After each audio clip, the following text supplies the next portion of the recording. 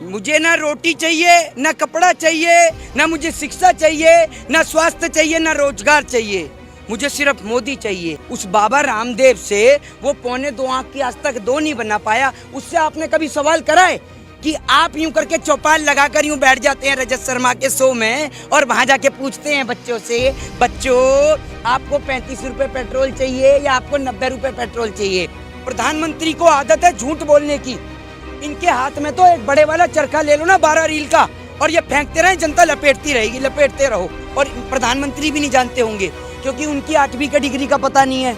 8वीं की डिग्री नहीं दिखा रहे कि जब तू सभी कुछ बना ही रहा है पतंजलि में तो पेट्रोल भी बनाना शुरू कर दे। मोदी जी और इनके 2 समझ रहे हैं, और डीजल 90 और पेट्रोल 100।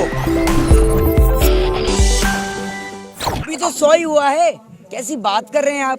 लोग करोड़ों रुपया महीने का कमा रहे हैं तो 100 रुपये का तेल नहीं भरवा सकते क्या गाड़ी में? कैसी बात कर रहे हैं? ये 2 इनके 2, मोदी जी और इनके 2 समझ रहे हैं, और डीजल 90 और पेट्रोल 100, ये इनकी टैगलाइन है। और अभी तो शुरुआत है, अभी तो सिलेंडर भी कोई ज्यादा महंगा थोड़ी हुआ है। अरे ज्यादा कोई 800 रुपये क्या है? 770 800 रुपये क्या है? नरेंद्र मोदी जी के राज में लोग लाखों करोड़ों रुपए कमा रहे हैं। एक ऐसी वित्त मंत्री पकड़ कर लाए हैं वो लहसुन प्याज ही नहीं खाती, और आप पेट्रोल और डीजल पे ही अटके पड़े हैं। उधर देखो चाइना हमला कर रहा है, उधर देखो पाकिस्तान हमला कर रहा है, और आप पेट्रोल और डीजल को पूछ रहे हैं। कैसी बात कर रहे हैं आप यार? हमले की बात कर रहे हैं, जी न्यूज़ कह रहा है दाढ़ी से डर गए मोदी जी की। अरे मोदी जी के दाढ़ी से तो सेंटा क्लॉज डर गया, उसका बिजनेस खा गए वो। तो फिर भी चीन है और पाकिस्तान है। अगर दाढ़ी से चीन और पाकिस्तान डरे तो 133 करोड़ जनता की सबकी दाढ़ी बढ़वा दो, सबसे ही डर जाएगा। फिर तो हम 2-4 देश पे कब्जा भी कर लेंगे। बाबा रामदेव आप समझ नहीं रहे, दाढ़ी में भी कई क्वालिटियां हैं, समझ रहे हैं? जैसे गौमूत्र में है, व्हाट्सएप यूनिवर्सिटी वाले कहते हैं गौ का पहला मूत्र। पहला मूत्र क्या होता है भाई? ये पहला मूत्र क्या होता है? गाय ने डायरी रख रखी है कि ये पहला है दिन का, ये दूसरा है, ये चौथा है, ये 5वां है और ये आखिरी है। क्या है पहला? तो ऐसी दाढ़ी में भी क्वालिटियां हैं। बाबा रामदेव की काली है तो झांसाराम नरेंद्र मोदी जी की, ठीक है, जुमले जीबी की, रंगा बिल्ला प्रॉपर्टी डीलर वालों की सफेद है। इसमें भी कई क्वालिटियां चल रही हैं। तो आप कौन सी क्वालिटी की बात कर रहे हैं ये बताइएगा? मोदी जी की तो सफेद है। हाँ तो भैया आप नरेंद्र मोदी जी के ऊपर पीछे ही पड़े हुए हैं। देश हित में इतना बढ़िया काम कर रहे हैं, अपनी घरवालियों को छोड़ दिया उसने। घरवालियों को कह रहा हूँ, घरवाली कोई, घरवालियों में तो बहुत सारी आ जाएंगी, समझ रहे हैं? उनसे एक ही नहीं संभली। कैसे पर्सनल लाइफ है? आप तो एक बात फिर भाई बताओ, आप उस काने से जाकर क्यों नहीं पूछते? उस बाबा रामदेव से वो 2.25 आंख की आज तक 2 नहीं बना पाया। उससे आपने कभी सवाल करा है कि आप यूं करके चौपाल लगाकर यूं बैठ जाते हैं रजत शर्मा के शो में और वहां जाके पूछते हैं बच्चों से, बच्चों आपको 35 रुपए पेट्रोल चाहिए या आपको 90 रुपए पेट्रोल चाहिए? आप किसे वोट देंगे? जो आपको 35 रुपए पेट्रोल देगा उसे देंगे या जो 90 देगा उसे देंगे? आज उस काने से पूछो कि जब तू सभी कुछ बना ही रहा है पतंजलि में तो पेट्रोल भी बनाना शुरू कर दे। समझ रहे हैं? ऐसा है, आप नरेंद्र मोदी जी की आपकी आदत है खराब, आप उनके हाथ धो के पीछे ही पड़ गए हैं। नरेंद्र मोदी जी देश को फिट इंडिया बना रहे हैं। पेट्रोल और डीजल के दाम इतना बढ़ा देंगे, इतना बढ़ा देंगे कि भैया हर आदमी पैदल चलने लग जाएगा। जब आदमी पैदल चलेगा तो स्वस्थ रहेगा, फिट रहेगा, और गाड़ी हाथ में लेके एक बंदा बैठेगा तो एक धक्का लगाएगा। फिट इंडिया बनाने का काम चल रहा है नरेंद्र मोदी जी का, आप पीछे ही पड़ गए हैं। अब फिट इंडिया भी ना बनाए क्या? मुझे ना रोटी चाहिए, ना कपड़ा चाहिए, ना मुझे शिक्षा चाहिए, ना स्वास्थ्य चाहिए, ना रोजगार चाहिए।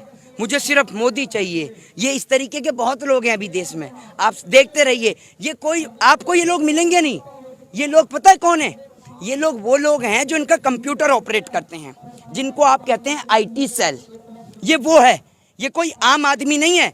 आम आदमी आज सड़क पे परेशान है, देश का किसान आज सड़क पे परेशान है। और आप जिस सरकार की बात करते हैं ना, जो सरकार नारा देती है आत्मनिर्भर का, आत्मनिर्भर भारत, वो आत्मनिर्भर जिसको 3 बार गृह मंत्री जी आत्म और आत्म करते हैं, फिर भी आत्मनिर्भर नहीं बोल पाते। एक पत्रकार उनसे कहती है आत्मनिर्भर बोलना चाहते हैं क्या? वो कहते हैं हाँ।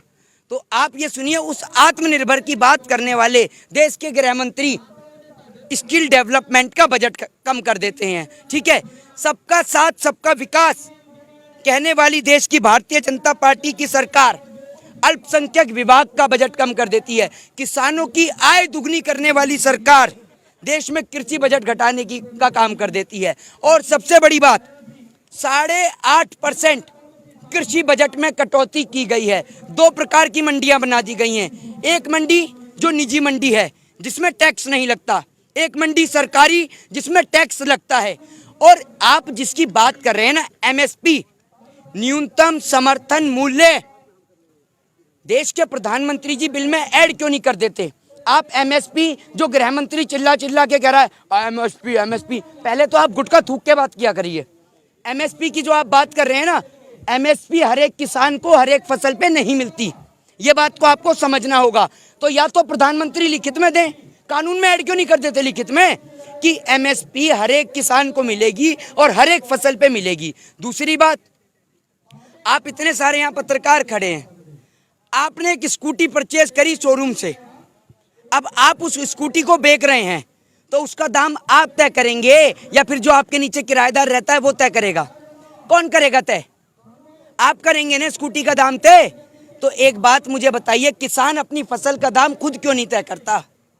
बताइए ना, उसकी फसल का दाम करने वाले ये क्यों लोग आते हैं?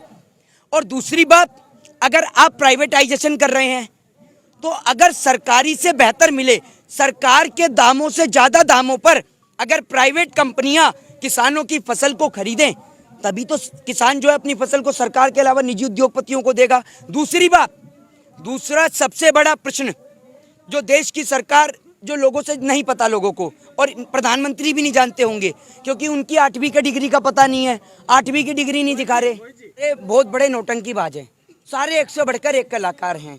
इनकी टीम में सारे शेख सिल्ली को पीछे पछाड़ देंगे। एक और प्रधानमंत्री का कार्यक्रम और दूसरी ओर शेख सिल्ली का कार्यक्रम। शेख सिल्ली के कार्यक्रम पे इतनी भीड़ नहीं होगी जितनी मोदी जी के कार्यक्रम में होगी, समझ रहे हैं आप? इनकी स्मृति ईरानी को देख लो और एक इनके काने को देख लो, 2.25 आंख वाले को, मिंटिया को, ठीक है। दूसरी ओर आप उन्हें स्मृति ईरानी को देख लो, सारे एक से बढ़कर एक कलाकार हैं। एक वित्त मंत्री कह देती है, वो तो शुक्र है आपने इनसे भी प्रश्न नहीं करा, योगी महाराज से मत पूछ लीजिएगा, वरना वो क्या करेगा, वो पेट्रोल का भी नाम बदल सकता है, पेट्रोल और डीजल का नाम बदल देगा देश में, लो जी हो गया सस्ता। उसको यही काम करना आता है। आपने देश की अर्थव्यवस्था की ऐसी कमर तोड़ी है कि अर्थव्यवस्था आज भी झुक के चल रही है। सभी देशों के अंदर पेट्रोल सस्ते दाम पर बिक रहा है, तो भारत देश में क्यों महंगे दाम पर बिक रहा है? दूसरी बात, प्रधानमंत्री को आदत है झूठ बोलने की। इनके हाथ में तो एक बड़े वाला चरखा ले लो ना 12 रील का, और ये फेंकते रहे, जनता लपेटती रहेगी, लपेटते रहो। इनका वो हाल है, इतनी लंबी लंबी फेंकते हैं कि इनको खुद समझ में नहीं आता कि कहां तक की फेंक दी। नोटबंदी के समय, ये मैं नहीं, प्रधानमंत्री नरेंद्र दामोदर दास मोदी जी कहते हैं कि नोटबंदी के बाद देश के अंदर 3 लाख करोड़ रुपया काले धन के स्वरूप आया। अगर 3 लाख करोड़ रुपया काले धन के स्वरूप आया तो 1 लाख करोड़ रुपया हमने जापान से उधार मेट्रो के लिए क्यों लिया? वो 3 लाख करोड़ रुपया में क्या आपने शादी ब्याह रचा दिए सबके? ये बताइए ना, कहाँ गया वो सारा पैसा? है एफडी करा दी क्या सारे नेताओं की और मंत्रियों की? बताइए ना आप मुझे, कहाँ गया वो 3 लाख करोड़ रुपया? मोदी जी, आप ये देख लीजिए, जो देश में मोदी जी के खिलाफ है, समझ लो आप वो देश में ही नहीं रहेगा। हम नरेंद्र मोदी जी के विरोध में बोलते हैं तो हम खालिस्तानी हैं, पाकिस्तानी हैं, हम आतंकवादी हैं, हम टेररिस्ट हैं, लेकिन कल ही अगर मैं कच्चा डालूं ना खाकी कलर का तो मैं देशभक्त हो गया। अभी समझ लीजिए, अगर आप निक्कर वालों से पूछोगे तो बेफिक्री बताएंगे वो आपको, उनको काहे की फिक्र? अगर उनको इतनी फिक्र होती देश की तो जब सारा देश अंग्रेजों से लड़ाई लड़ रहा था वो अंग्रेजों को सलाम ठोकते क्या? उन्हें फिक्र है देश की, लगता है आपको? उन्हें फिक्र इस बात की है कि वित्त मंत्री लहसुन प्याज नहीं खाती तो उसके खाने में कोई लहसुन प्याज ना दे दे, समझ रहे हैं? कल यही बात रिपब्लिक भारत का एक पत्रकार आता है स्टिंग करने के लिए, और ऐसी में बाइट दे रहा था, उसमें बीच में घुसता है और वो यही कहता है कि आप हाइपर क्यों हो रहे हैं। मैडम आप एक मिनट सुनिए, मैं आपको सवाल दे रहा हूँ, मैं आपका सवाल समझिए। मैं हाइपर क्यों ना हूँ? मेरे देश के 200 किसान जो शहीद हुए हैं, देश के एक नेता के अंदर इतना दम है, देश के किसी सेलिब्रिटी के अंदर, सेलिब्रिटी नहीं, ये एस वाले हैं, सेल वाले सेलिब्रिटी हैं ये समझिए, एक नेता के अंदर, एक सेलिब्रिटी के अंदर दम है कि 200 किसानों के घर और परिवार की जिम्मेदारी ले सके। 200 तो बहुत दूर की बात है, इनकी औकात दो किसान के घर की जिम्मेदारी लेने की नहीं है। अगर ये किसान की जिम्मेदारी लेते ना तो देश में आज किसान आत्महत्या नहीं कर रहा होता। अगर 200 से ज्यादा किसानों की शहादत हुई है तो उसके जिम्मेदार सेंटर गवर्नमेंट है, केंद्र की सरकार है, नरेंद्र दामोदर दास मोदी जी उर्फ चाय बेचने वाले और तड़ीपार गृह मंत्री हैं, सीधे तौर पर हैं। वो आके बीच में कहते हैं कि आप बोल तो रहे हैं कृषि कानून को, आपको ये पता है। उन्हों का काम क्या है? यहाँ से ऐसी खबरों को लेना जो वहां जाकर चैनल पे उनको कट पीट करके उनको दिखाया जाए गलत स्वरूप में कि देश के किसान। अब आप एक बात मुझे बताइए, यहाँ के किसानों को आप जैसे पत्रकार जो नेशनल मीडिया के पत्रकार हैं उनकी तरह कोई सरकारी मदद तो दे नहीं रहा है, उनको कोई विदेश से फंडिंग तो आ नहीं रही। तो यहाँ लोग दिखा रहे हैं कि गाजीपुर बॉर्डर से किसान कम हो रहा है, सिंधु बॉर्डर से कम हो रहा है, टीकरी बॉर्डर से कम हो रहा है। ये अपने घर का काम नहीं करे, आप लोगों की तरह खाली है। प्रधानमंत्री मोदी तो बेचैन हो रहे हैं कि कब इंटरनेशनल फ्लाइट खुले, और एक बार ट्रम्प के घर में ही होया हूँ, कब इंटरनेशनल फ्लाइट खुले और एक बार बिरयानी भी खाया हूँ। उन्हें बिरयानी का बहुत शौक है और झूले का भी, सावन के झूले बहुत झूलते हैं वो। और आप ये देखिए टोपी पहनाने में माहिर है। ऐसा कोई सगा नहीं जिसे मोदी जी ने ठगा नहीं, बारी बारी सबको ठग रहे हैं ये, समझ रहे हैं। आज मेरा नंबर है तो कल आपका भी आएगा, लेकिन डायरी में नोट सबका नंबर है। अगर आज मेरे साथ गलत हो रहा है, आप आवाज़ नहीं उठाएंगी तो कल अगर आपके साथ होगा तो हम भी कोई आवाज़ नहीं उठाएगा। तो आप समझिए, देश के किसान को समर्थन दीजिए। जय हिंद, जय भारत, वंदे मातरम।